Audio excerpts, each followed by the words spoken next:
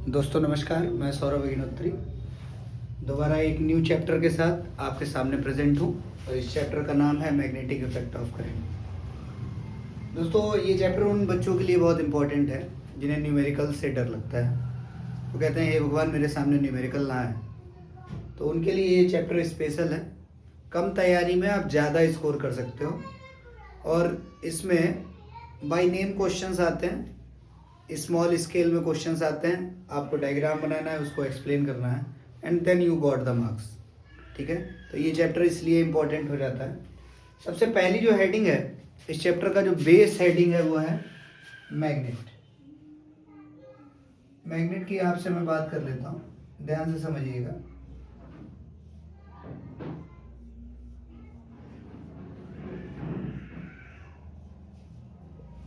ये मैंने मैग्नेट बनाई है बेटा, ध्यान से समझिए। ये किसका स्ट्रक्चर है? ये स्ट्रक्चर है एक बार मैग्नेट का। इसका स्ट्रक्चर है बार मैग्नेट का स्ट्रक्चर है। ठीक है, मैग्नेट क्या है? मैग्नेट एक वर्क पीस है जो अपने सराउंडेड एरिया में आयरन के पार्टिकल्स को क्या करता है? अट्रैक्ट करता है। कैसे अट्रैक्ट करेगा? जो मैग्नेट के नियर अबाउट एरिया है, देखिए ध्यान से समझेंगे, ये पूरा प्रोसेस आप प्रॉपर समझेंगे। ये जो सराउंडेड एरिया है मैग्नेट का, सराउंडेड एरिया मीन्स मैग्नेट के जो आसपास का एरिया है। ठीक है, जो ये सराउंडेड एरिया है ये मैग्नेट में काउंट होता है।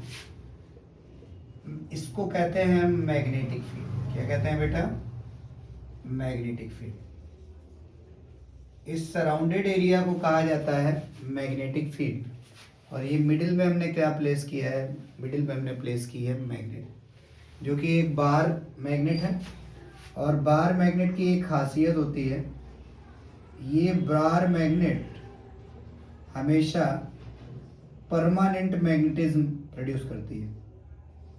परमानेंट मैग्नेटिज्म हमेशा बार मैग्नेट प्रोड्यूस करती है।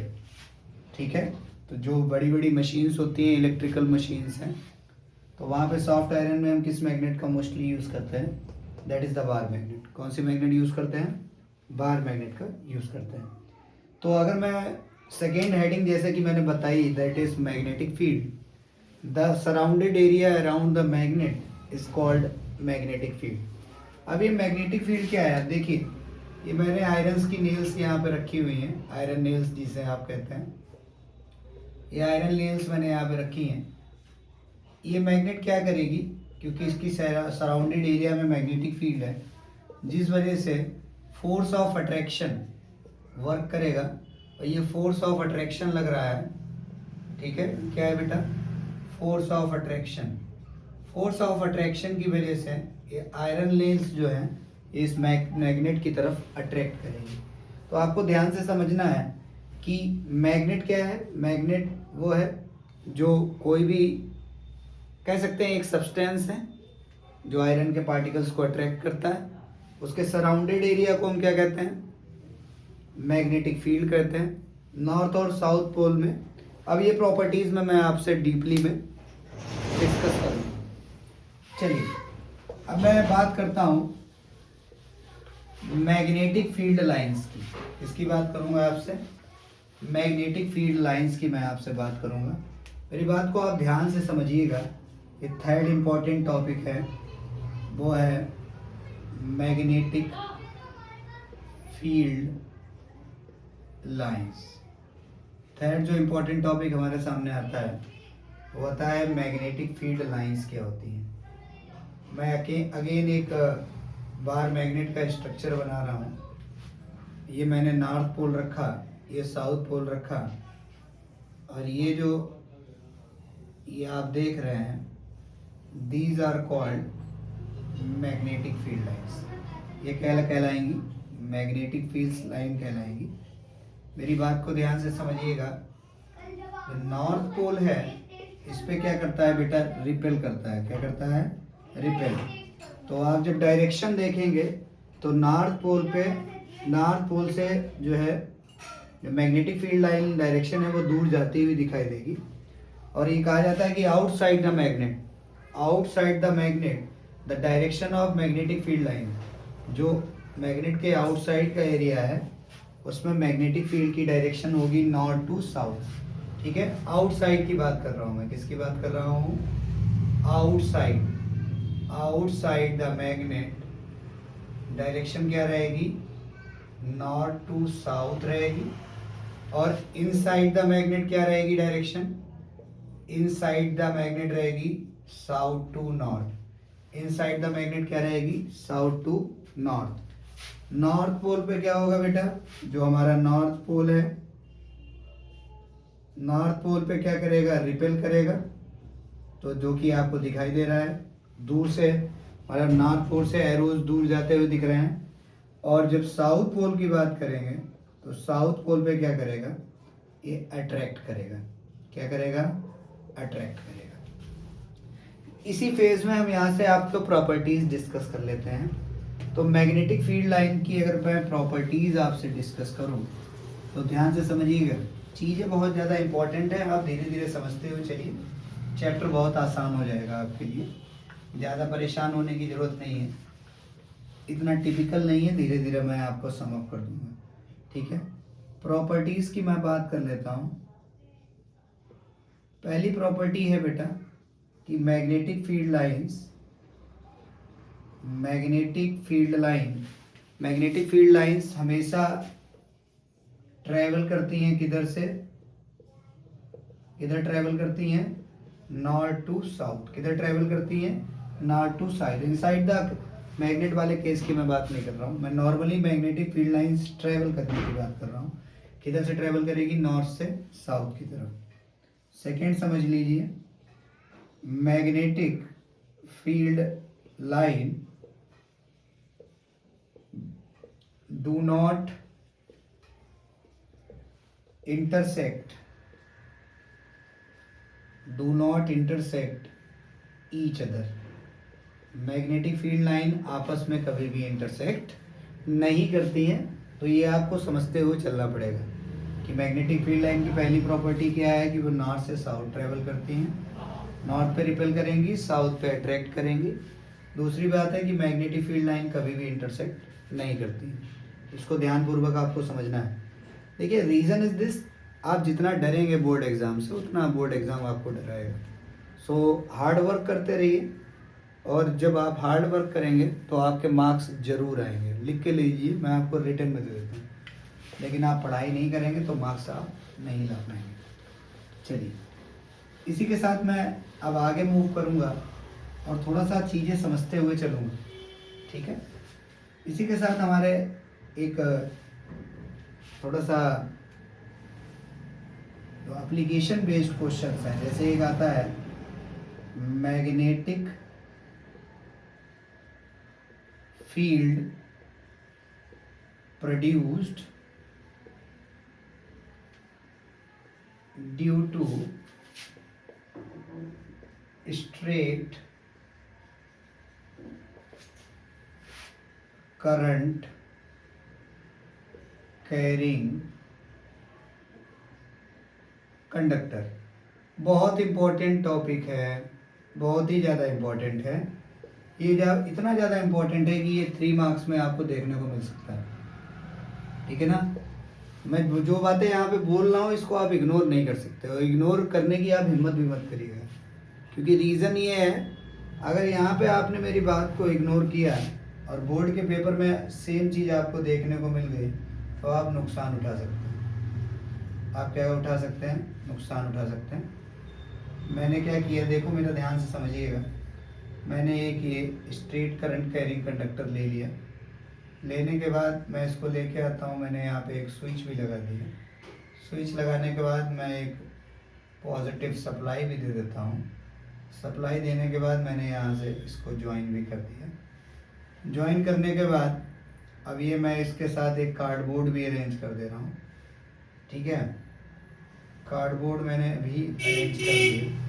कार्डबोर्ड अरेंज करने के बाद देखिए, ध्यान से समझिएगा, चीज़ें आप टफ बना लेते हैं, इतनी चीज़ें टफ है नहीं।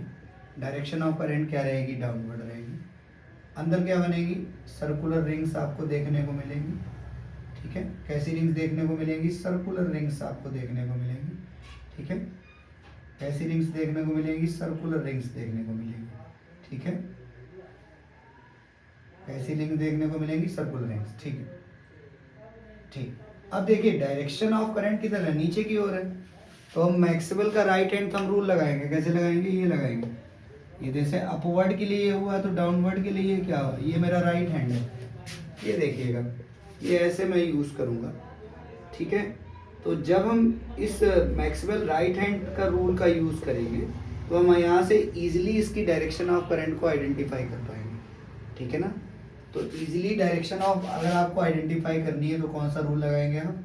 Maxwell right hand thumb rule को लगाएंगे। ठीक है, स्ट्रेट करंट कैरिंग कंडक्टर के अक्रॉस लाइंस कैसी बनेगी? वो लाइंस बनेगी आपकी सर्कुलर। कैसी बनेगी? सर्कुलर लाइंस आपको देखने को मिलेंगी। तो मैक्सवेल का जब हमने नियम लगाया तो डायरेक्शन ऑफ करंट डाउनवर्ड है, तो देखिए कैसी रहेगी डायरेक्शन? अपवर्ड रहेगी ना, तो क्या रहेगी? कुछ इस तरीके की आपको देखने को मिलेगी, और ये आपको डाउनवर्ड देखने को मिलेगा। ठीक है, बीच में अगर आपको मेज़र करना है, ये मैंने की लगाई हुई है, ये बैटरी लगाई हुई है। ठीक है, ये हमारा पॉजिटिव है, ये निगेटिव है, ये मैंने कार्डबोर्ड अरेंज किया है। ठीक है, ये मैग्नेटिक फील्ड लाइंस हैं। ठीक है, मैग्नेटिक फील्ड लाइंस हैं। ये डायरेक्शन ऑफ करंट हो जाएगा आपका, डायरेक्शन ऑफ करंट है। ठीक है, जो कि क्या है? डाउनवर्ड है। क्या है? डाउनवर्ड है। क्या है बेटा? डाउनवर्ड है। पोलैरिटी चेंज करेंगे, पोलैरिटी चेंज करेंगे। जैसे यहाँ पे मैंने प्लस है, यहाँ पे मैंने माइनस कर दिया, तो माइनस ऊपर हो जाएगा और पॉजिटिव नीचे हो जाएगा। डायरेक्शन ऑफ करंट भी चेंज हो जाएगी, और यहाँ पे भी आपको चेंज देखने को मिलेगा। ठीक है, अपवर्ड में भी अगर डायरेक्शन ऑफ करंट अपवर्ड रखते हैं तो यहाँ पे परिवर्तन मिलेगा, बिल्कुल मिलेगा। अपवर्ड के लिए जाएंगे तो भी आपको परिवर्तन देखने को मिलेगा। तो चीज़ें समझ लीजिए, ये है magnetic field produce due to current carrying straight conductor. ठीक है, इसमें यूज़ किसका करेंगे? इसमें आप यूज़ करेंगे Maxwell right hand thumb rule का यूज़ करेंगे। सेकेंड जो आता है वो आता है magnetic field, magnetic field produced due to circular coil. कौन सा आता है? किसके थ्रू आता है? Magnetic field produced due to circular coil आएगा। सर्कुलर कॉइल में भी एक अरेंजमेंट बनाना है। मैंने एक कार्डबोर्ड लेंगे यहाँ पर। ठीक है, कार्डबोर्ड लेने के बाद एक सर्कुलर कॉइल लेंगे जिसको हम कुछ इस तरीके से अटैच करेंगे। पॉइंट सोर्स है तो मैग्नेटिक फील्ड जाहिर सी बात है बनेगी। ठीक है, मिडिल में हम इसको पोर्शन वाइज डिवाइड कर देते हैं, बनेगी। इधर भी इसके साथ भी आपको देखने को मिलेगी मैग्नेटिक फील्ड। ठीक है, मैग्नेटिक फील्ड लाइंस मिलेंगी। यहाँ से कुछ आपको ये स्ट्रक्चर भी देखने को मिलेगा। ठीक है, ऐसे ही क्योंकि कंप्लीट सर्कल नहीं मिल पाएगा। ठीक है, यहाँ से आपको सप्लाई भी देनी पड़ेगी। देने के बाद यहाँ से नीचे लेके आएंगे, बैटरी भी कनेक्ट करते हैं यहाँ पर। करने के बाद और ये आपको देखना है डायरेक्शन ऑफ करंट रहेगी पॉजिटिव टू निगेटिव रहती है। इधर से जाएगा और इधर से होते हुए वापस आ जाएगा। ये अरेंजमेंट जो है ये सर्कुलर कॉइल का अरेंजमेंट है। किसका है अरेंजमेंट? सर्कुलर कॉइल का अरेंजमेंट है। ठीक है, नीचे की ओर ये आपको ऊपर की ओर दिखेगा, बट इधर के लिए ये कंडीशन चेंज हो जाएगी, ये ऊपर की ओर रहेगा और ये डाउनवर्ड रहेगा। ठीक है, तो कह सकते हैं कि एक साइड जो रहेगा वो एंटी क्लॉकवाइज रहेगा। क्या रहेगा? Anti clockwise. और एक साइड आपको क्या देखने को मिलेगा? क्लॉकवाइज। क्या देखने को मिलेगा? क्लॉकवाइज। तो अगर आपसे पूछा जाता है magnetic field produce due to circular coil, तो आप इस तरीके का डायग्राम बनाएंगे। एक कार्डबोर्ड का अरेंजमेंट है। अगेन मैं बता देता हूँ, ये बैटरी है। ठीक है, ये मैंने सर्कुलर कॉइल ली है। कोई कॉपर का तार ले लेंगे, कॉपर का तार बेंड कर लेंगे और बेंड करने के बाद कुछ इस तरीके का अरेंजमेंट बना देंगे। तो ये हम ऐसे रिप्रेजेंट कर सकते हैं। ठीक है ना, डायरेक्शन ऑफ करंट कैसे आइडेंटिफाई करनी है मैंने पहले ही बताया हुआ है आपको। तो ध्यान से ये फिगर देखिए, मैग्नेटिक इफेक्ट ऑफ करंट में सबसे ज़्यादा इंपॉर्टेंट क्या है। अगर मुझसे कोई पूछे कि सबसे ज़्यादा इंपॉर्टेंट क्या है सर, तो मैं आपको बताऊंगा कि जो आपकी फिगर ड्रॉ करने की एबिलिटी है उसको आप इम्प्रूव कर लीजिए। अगर आप उसको एक बार इम्प्रूव कर लेंगे तो आपका मैग्नेटिक फील्ड जो चैप्टर है मैग्नेटिक इफेक्ट ऑफ करंट, इससे आप टॉप स्कोर कर सकते हैं। 3 मार्क्स के हिसाब से मोस्ट इम्पॉर्टेंट है, मोस्ट इम्पॉर्टेंट। मोस्ट इसलिए वर्ड यूज़ कर रहा हूँ, थोड़ा सा टिपिकल अरेंजमेंट है। सीबीएसई में इजी क्वेश्चंस नहीं आएंगे, मॉडरेट आएंगे, ना ज़्यादा इजी ना ज़्यादा टफ। लेकिन इतना मान के चलिए अगर टफ भी आता है तो भी ये क्वेश्चन आपको देखने को मिलेगा जो आप 25 को पेपर देने जा रहे हैं। नेक्स्ट देखिए, ठीक है। अगर मैं इंपॉर्टेंट वाइज रखूं तो नंबर 1 पे मैं सर्कुलर कॉइल को रखूंगा, दूसरे नंबर पे मैं सोलेनाइड को रखूंगा और तीसरे नंबर पे मैं स्ट्रेट करंट कैरिंग कंडक्टर को रखूंगा। अगला जो हमारे सामने आता है वो आता है सोलेनाइड। क्या आता है बेटा? सोलेनाइड। ठीक है, सोलेनाइड का मतलब समझ लीजिए जरा। ये मैंने एक आयरन रॉड ली है, जो आयरन रॉड अंदर से क्या है? हॉलो है। क्या है? हॉलो। हॉलो का मतलब होता है खाली है रॉड, अंदर से फुली सॉलिड नहीं है, खाली रॉड है। तो अभी तो ये आयरन का एक वर्क पीस है। क्या है बेटा? आयरन का एक वर्क पीस है। उसके बाद मैं क्या करूँगा, मैं यहाँ पे इसमें कॉइलिंग करूँगा, वायर्स लपेट दूंगा। ठीक है, नंबर ऑफ टर्म्स के अकॉर्डिंग इसमें वायर को लपेट दूंगा। लपेटने के बाद मैं इसको क्या करूँगा, यहाँ से एक स्विच लगाऊंगा। ठीक है, स्विच लगाने के बाद इसको मैं एक सप्लाई सोर्स से कनेक्ट कर दूंगा। सप्लाई सोर्स से कनेक्ट करने के बाद एक सोलेनाइड का स्ट्रक्चर आपका ले लेगा। समझ गए? When ever be given the supply, जब तक मैं सप्लाई नहीं देता तब तो ये तो एक नॉर्मल है, ठीक है ना। और जब तक मैं सप्लाई, मेरी बात को ध्यान से समझना, दोबारा मैं बता रहा हूँ, जब तक मैं सप्लाई दूंगा, ठीक है ना, तो ये क्या शो करेगी? मैग्नेटिज्म को शो करेगी। क्या शो करेगी? मैग्नेटिज्म को शो करेगी। और जब हम सप्लाई देना बंद कर देंगे तो ये मैग्नेटिज्म को शो नहीं करेगी। समझ में आया? तो कह सकते हैं कि सोलेनाइड जो है वो मैग्नेट, बार मैग्नेट की तरह का बिहेव करेगा जब तक हम इसको सप्लाई देते हैं। सप्लाई का मतलब क्या है? DC source.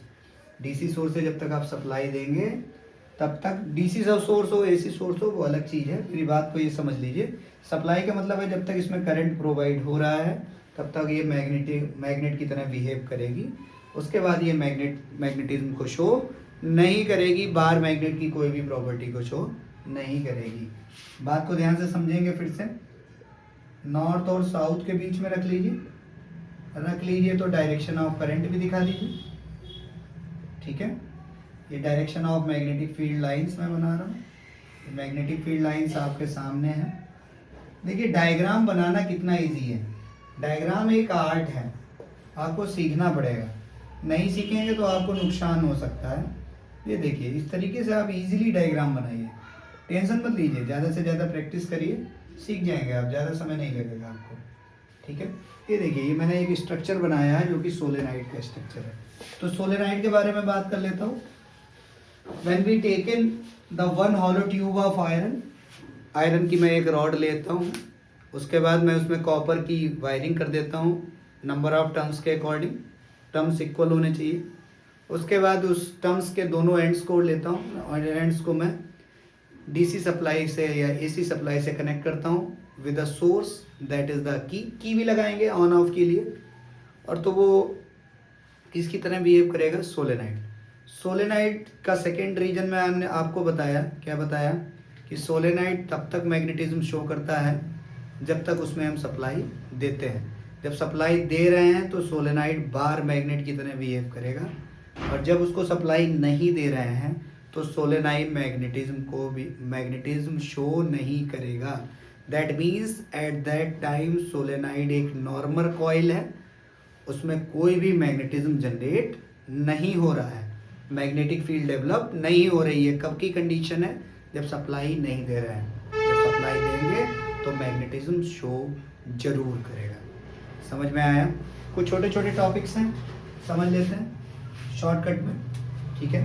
एक हमारा है फ्लेमिंग, जो सिलेबस में है आपके वो है फ्लेमिंग लेफ्ट हैंड रूल, ठीक है। बाकी तो देखिए ड्राइंग अच्छी नहीं है, ध्यान से समझिएगा, फिर भी बनाने की कोशिश करता हूँ।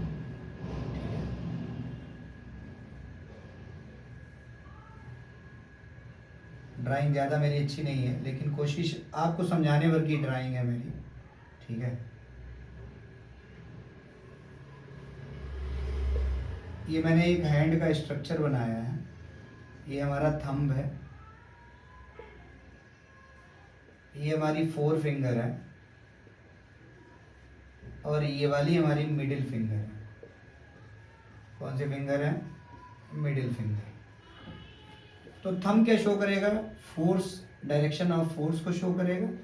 4 फिंगर क्या शो करेगा? डायरेक्शन ऑफ मैग्नेटिक फील्ड को शो करेगा। और उसके बाद मिडिल फिंगर क्या शो करेगा? Middle finger direction of current को शो करेगा। क्या शो करेगा? Direction of current. समझ में आया? तो thumb direction of force, 4 finger direction of, ये लाइक दिस, देखिए, ठीक है। अगर आपको टैली करना है तो ये हाथ मेरा देख सकते हैं, कुछ इस टाइप का स्ट्रक्चर आपको देखने को मिलेगा। स्ट्रक्चर आप देखेंगे तो बिल्कुल मैच कर रहा है। This is called right hand rule, अपनी लैंग्वेज में लिख सकते हैं।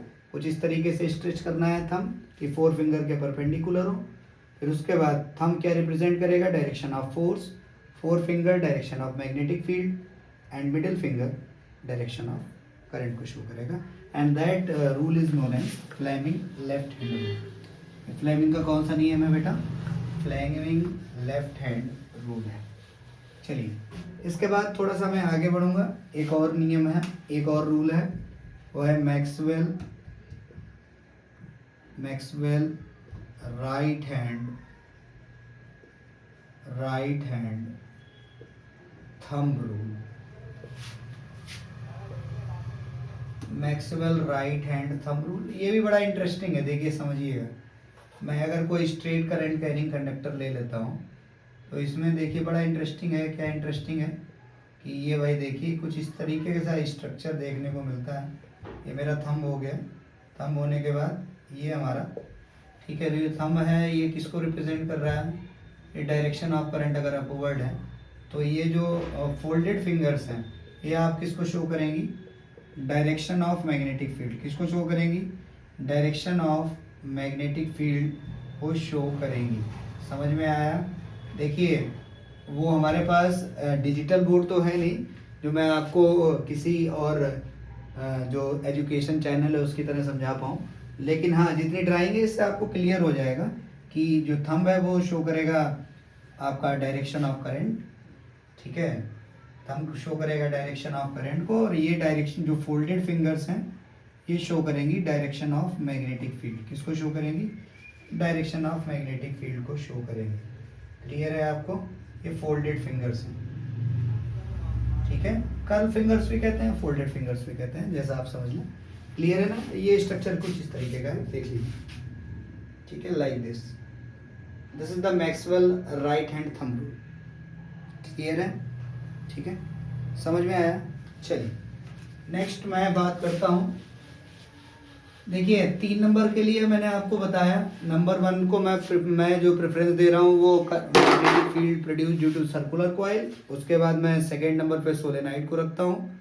तीसरे नंबर पे मैं रखता हूँ स्टेट करंट कैरिंग कंडक्टर को। और इन 3 में से आपको एक देखने को मिलेगा, और ये सेकेंड है डोमेस्टिक इलेक्ट्रिक सर्किट। तैयार हो जाइए, क्योंकि हो सकता है कल के पेपर में यह आपको देखने को मिले। ध्यान से समझिएगा, एनसीईआरटी में बहुत सुंदर सा डायग्राम बना हुआ है इसका, ठीक है। एनसीईआरटी में एक सुंदर सा डायग्राम बना हुआ है।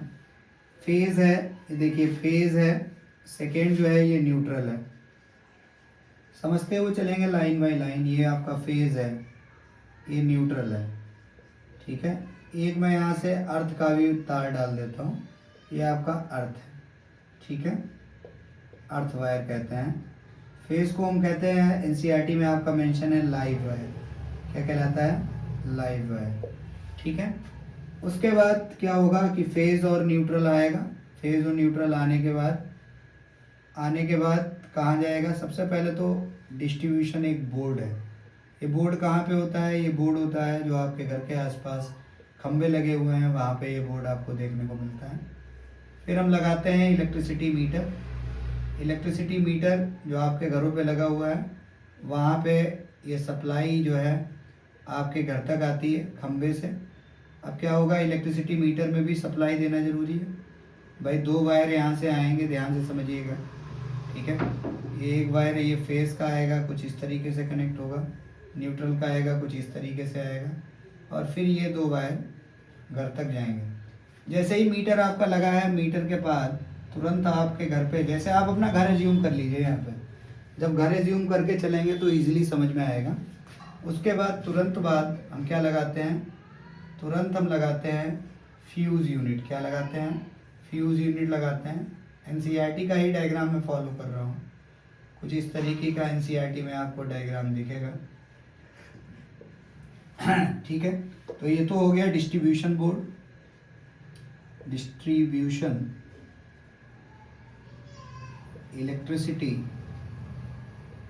इलेक्ट्रिसिटी बोर्ड हो गया। ये आपका हो गया एनर्जी मीटर। ठीक है। एनर्जी मीटर डिपेंड करता है सप्लाई कौन सी आ रही है, सिंगल फेज आ रही है और 3 फेज आ रही है। ठीक है। मीटर आपका लगेगा यहाँ पे। मैं उत्तर प्रदेश में रहता हूँ तो हमारे यहाँ MVVNL का लगा हुआ है, कंपनी का नाम नहीं डालूंगा। ठीक है। इसके बाद आ जाइए, इसके बाद फिर क्या करेंगे? फिर हम लगाएंगे सॉकेट्स। क्या लगाएंगे?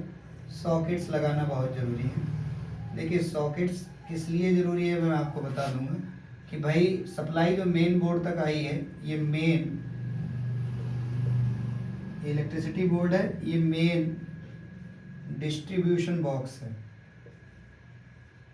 ठीक है। मेन डिस्ट्रीब्यूशन बॉक्स है। इसमें फ्यूज़ देखने को आपको मिलते हैं। आपको मॉडर्न ज़माने में MCB देखने को मिलती है। MCB की फुल फॉर्म है मिनिएचर सर्किट ब्रेकर। ठीक है। इसके बाद यहाँ पे आपको एक सॉकेट देखने को मिलेंगे। ये सॉकेट आप जब देख लेंगे, ठीक है, इस तरीके के सॉकेट आपको मिलेंगे। ठीक है। ठीक है। अब देखिए, आप कहेंगे सर अर्थ वायर का काम है, तो अर्थ वायर का यूज़ आप जरा समझ लीजिए, मेरी बात को ध्यान से समझिए कि अर्थिंग जो हम अपने घर पे करते हैं, कभी अभी अर्थिंग मैं आपको पढ़ाऊंगा अभी। अर्थिंग जो हम अपने घर पे करते हैं उसका सिर्फ और सिर्फ एक ही कारण है, to provide the security to the person which are touching the distribution board. ये उस पर्सन को जो डिस्ट्रीब्यूशन बोर्ड से स्विच ऑन या ऑफ कर रहा है उसको सिक्योरिटी प्रोवाइड करता है। ये सॉकेट्स लगे हुए हैं। क्या लगे हैं बेटा? सॉकेट्स। डिपेंड करता है आप 5 एम्पियर का लाइट फैन सॉकेट लगाते हैं या 15 एम्पियर का पावर लगाते हैं, वो आपके ऊपर आपकी डिपेंडेंसी है, आप किसी का भी लगा सकते हैं। अब ध्यान रखिएगा, according to the basic electrical standard, live, neutral और थर्ड आ जाता है अर्थ। तो लाइव जो है वो रेड वायर है, न्यूट्रल जो किस कलर का होगा? ब्लैक कलर का वायर होगा, और अर्थ जो है वो बेटा ग्रीन कलर का वायर होगा। ये 3 कलर के वायर आपको देखने को मिलेंगे। And this is the distribution board. Domestic electric circuit का जो प्रॉपर स्ट्रक्चर है कुछ इस तरीके का होता है। ठीक है। मैं यहाँ पे SAS लिख देता हूँ, अपनी ही कंपनी बना लेता हूँ, मेरी ही कंपनी का मीटर मान लीजिए। ठीक है। तो अर्थ वायर जो कि किस कलर का है? ग्रीन का है। न्यूट्रल ब्लैक कलर का रहेगा, फेज रहेगा। ये सप्लाई वो है जो खंभों के थ्रू, जो इलेक्ट्रिसिटी पोल हैं उनके थ्रू लाइंस आ रही हैं। लाइंस आने के बाद आप देखेंगे आपके घर के आसपास जो पोल है उस पर एक इलेक्ट्रिसिटी बोर्ड का बॉक्स लगा हुआ है जहाँ से आपको कनेक्शन दिया जाता है।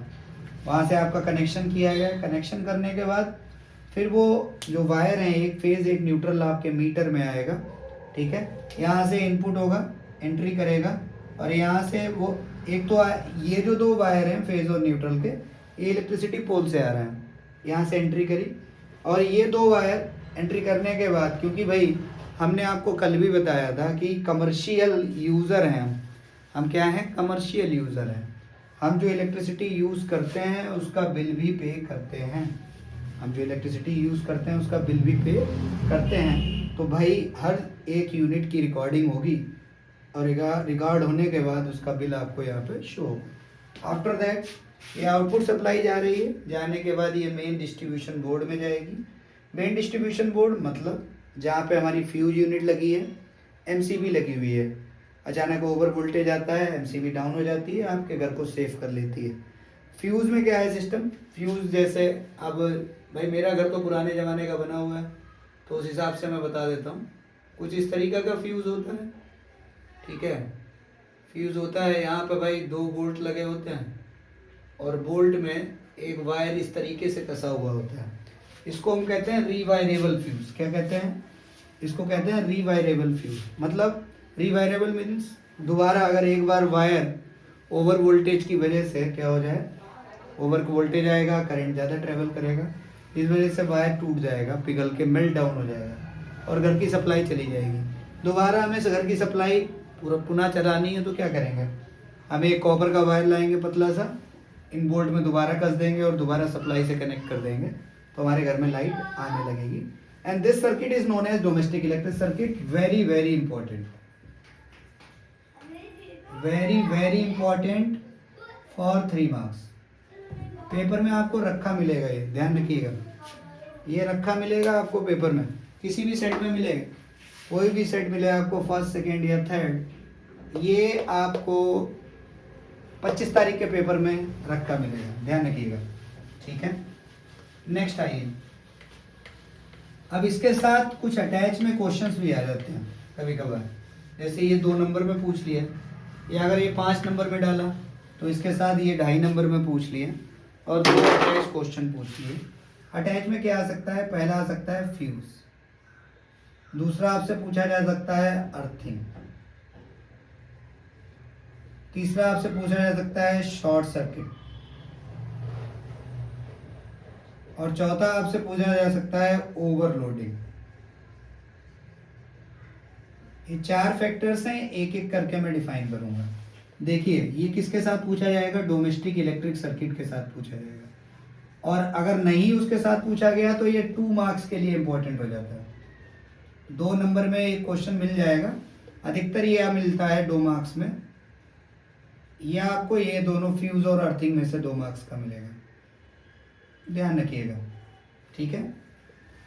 तो फ्यूज क्या है, फ्यूज क्या है, प्रोटेक्टिव डिवाइस है। क्या है, प्रोटेक्टिव डिवाइस, ठीक है। क्या प्रोवाइड करता है, प्रोटेक्शन प्रोवाइड करता है। क्या प्रोवाइड करता है, प्रोटेक्शन। घर में फ्यूज क्यों लगाया जाता है कि भाई ओवर वोल्टेज आएगा, ओवर वोल्टेज जैसे ही आएगा करंट ट्रेवल करेगा, हाई करंट ट्रेवल करेगा, ज़्यादा मात्रा में ट्रेवल करेगा, तो फिर क्या होगा, फ्यूज क्या करेगा, फ्यूज हो जाएगा, डैमेज कर लेगा। मतलब जो खुद को डैमेज करके सबको बचा ले वो है फ्यूज, ये अपने आप को डिस्ट्रॉय कर देगा। अगर रिवायरेबल वाला है तो इसका वायर मेल्ट डाउन हो जाएगा, टूट जाएगा।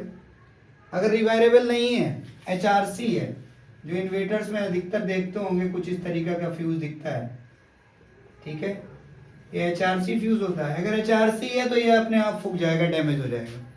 तो उस कंसिडरेशन में इसको आप दोबारा नया खरीद के लाए तो डालिए, और रिवायरेबल में भी एक वायर लगाएंगे तो आपका काम चल जाएगा। तो fuse are those which provide security to the internal wiring, ठीक है। Protect the circuit, protect the wiring of your home, जो आपके घर में वायरिंग है उसको ये बचाएगा। अर्थिंग, अर्थिंग क्यों जरूरी है, अर्थिंग इसलिए ज़रूरी है whenever lightning is there. Lightning समझते हैं आप लोग, नहीं समझते हैं तो समझ लीजिए, लाइटनिंग मतलब बिजली का चमकना। Whenever the lightning is there, तो आपके जो आपने देखा होगा जो इलेक्ट्रिसिटी पोल होते हैं, इलेक्ट्रिसिटी पोल में यहाँ पे एक क्लिप लगी होती है जो कि ग्राउंडेड होती है, ये कहलाती है अर्थिंग। क्या होती है, अर्थिंग। अभी आपके घर में जितने भी सोलर ग्रिड पावर प्लांट लग रहे हैं, क्या लग रहे हैं, सोलर ग्रिड के जितने भी पावर प्लांट आपके लग रहे हैं, वो सभी पावर प्लांट में एक तार आता है बाहर से, और की जाती है क्या, कौन सी अर्थिंग की जाती है, रॉड अर्थिंग की जाती है। अर्थिंग क्यों हो जाती है, इसका रीज़न है। पहली बात तो जो लीकेज करंट है, क्या है, कौन सा करंट है, लीकेज करंट पहला, या सेकेंड है ओवर करंट, ठीक है। तो क्या होता है, इससे ये तार है, ये वायर है, इसको क्या कहते हैं, अर्थ वायर कहते हैं। क्या कहते हैं, अर्थ वायर। या तो लाइटनिंग हुई या दो वायर गलती से आपस में टच हो गए तो लीकेज करंट ट्रेवल करेगा। भाई जब वायर एक में अलग, एक रेंज का करंट है, दूसरे में अलग रेंज का है, दोनों आपस में मिल गए तो सोचिए कितनी मात्रा में करंट होगा। ऐसे ही अगर मान लीजिए सप्लाई तो आपके तारों में आ ही रही है, अचानक अर्थिंग, अचानक लाइटनिंग होती है।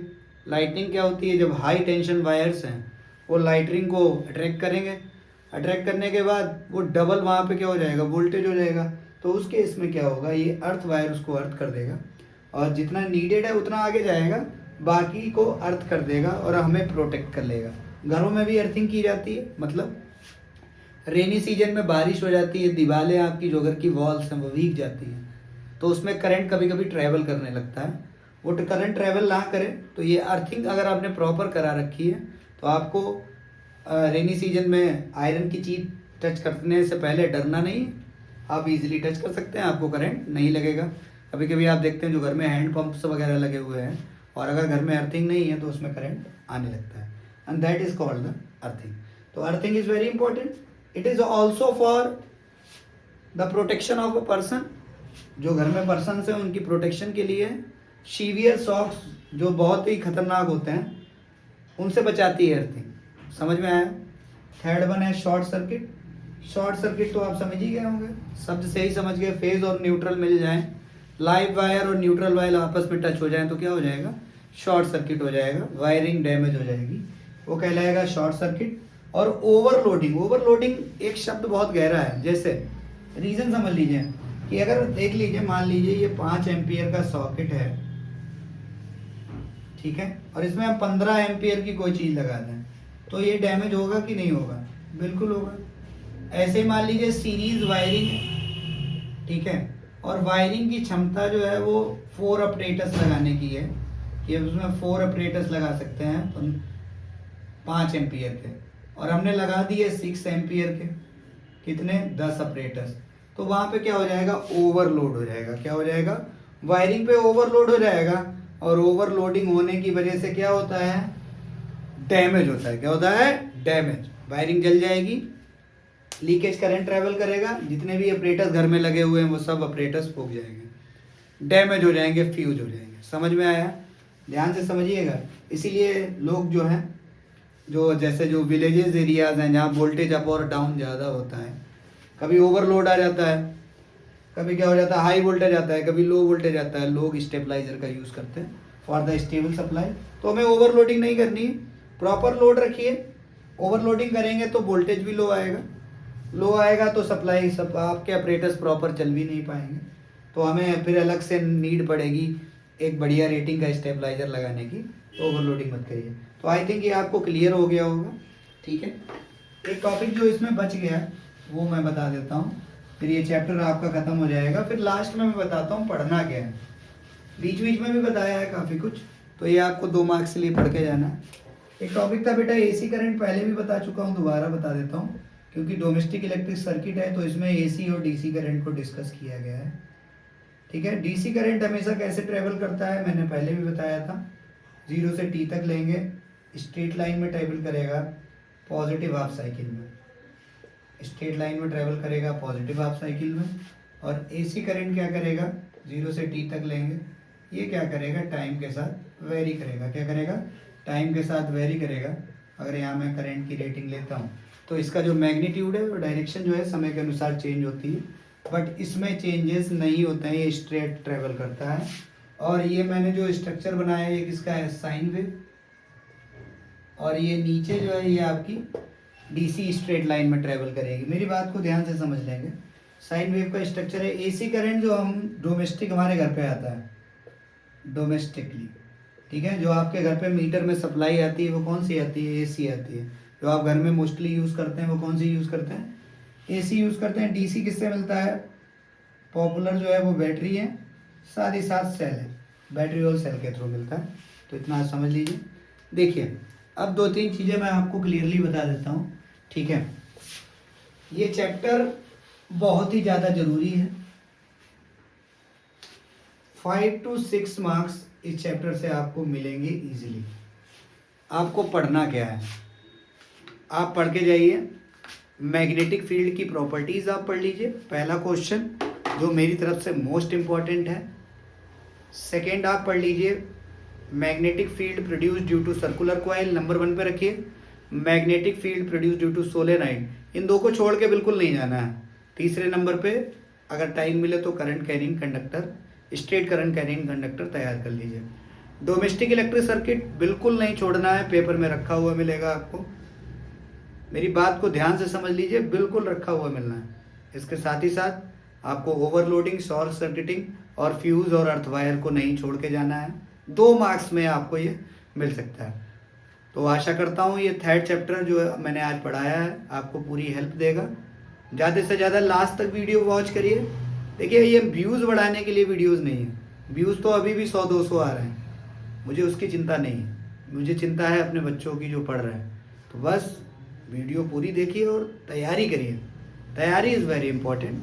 न्यूमेरिकल नहीं आएगा, इसी से आपको सब कुछ मिल जाएगा जो मैंने आपको पढ़ाया है। तो आशा करता हूँ वीडियो आपको अच्छी लगेगी। Thank you so much for watching and all the best. तैयारी करते रहिए। कल मिलते हैं लाइट चैप्टर के साथ और थोड़ी आपकी और मदद करते हैं बोर्ड में अच्छे नंबर लाने के लिए। Thank you so much.